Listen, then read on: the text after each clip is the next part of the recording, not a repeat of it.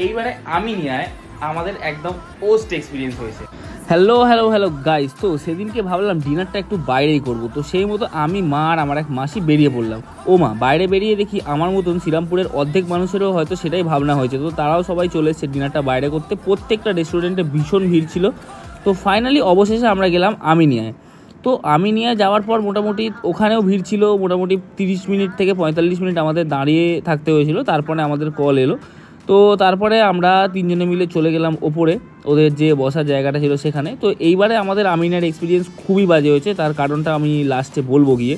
তো যাই হোক, তারপরে আমরা মোটামুটি অর্ডার দিয়ে দিলাম 1 প্লেট ফুল মাটন বিরিয়ানি আর একটা special mutton biryani with raita.